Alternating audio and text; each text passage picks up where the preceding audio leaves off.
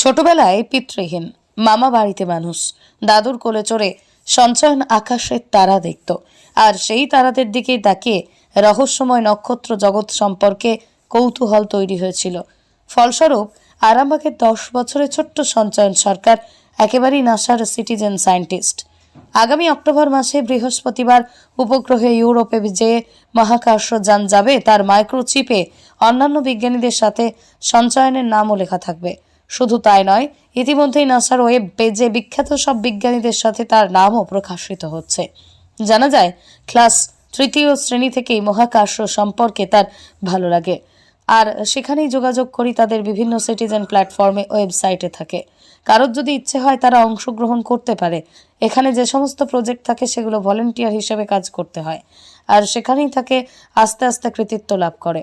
Chance পেলাম বলতে আমার ছোটবেলা থেকেই মহাকাশ ভালো লাগে, মহাকাশের উপর একটা অ্যাট্রাকশন আছে। এবার ক্লাস 3 থেকে মূলত আমার এই নাসা নিয়ে ঘাঁটাঘাঁটিটা শুরু হয়। এবার সেখান থেকেই একদিন আমি ওদের কাছে একটা পরীক্ষা দিয়ে চান্স পাই, সেখানে একটা প্রজেক্টে কাজ করার চান্স পাই। সেখান থেকে আমার শুরু। ইউনিভার্স হচ্ছে আমার সিটিজেন সায়েন্স প্ল্যাটফর্ম, এটা আমার প্রথম সিটিজেন সায়েন্স প্ল্যাটফর্ম।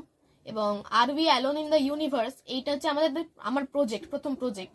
এবার এখান থেকে শুরু করে আরও অনেক প্রজেক্ট আমি করেছি, সেখানে সফলতা পেয়েছি। নাসার থেকে আমাকে বিভিন্ন সার্টিফিকেটও পাঠিয়েছে। এবং বর্তমানে আমি সিটিজেন সায়েন্সের যে গ্রুপটা হয় টেলিগ্রামে প্লাস হোয়াটসঅ্যাপে, সেখানে আমাকে ওখানে অ্যাড করা হয়েছে।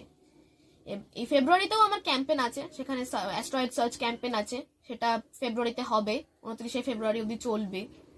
এবং এইভাবেই আমি এগিয়ে যেতে চাই, নাসা নিয়ে এগিয়ে যেতে চাই।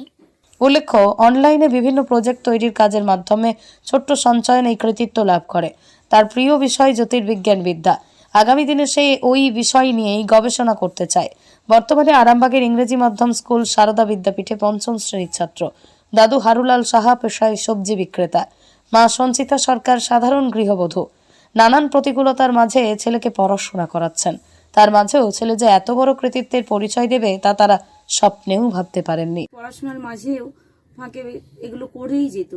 যখন ক্লাস 4-এ পড়ে তখন বলছে যে আমাকে ওখান থেকে বারবার ইমেল পাঠাচ্ছে যে আমাদের সাথে জয়েন্ট হতে।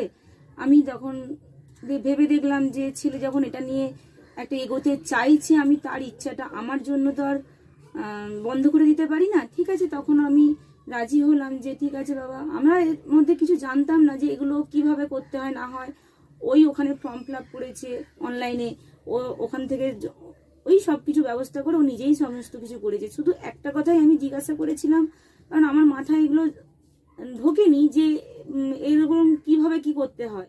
এই বিষয়ে মা সঞ্চিতা সরকার জানান, কত জন্মের তপস্যার পরে ভাঙা ঘরে চাঁদের আলো এসেছে। আমি ভাবিনি এরকম একজন সন্তানের মা হতে পারবো।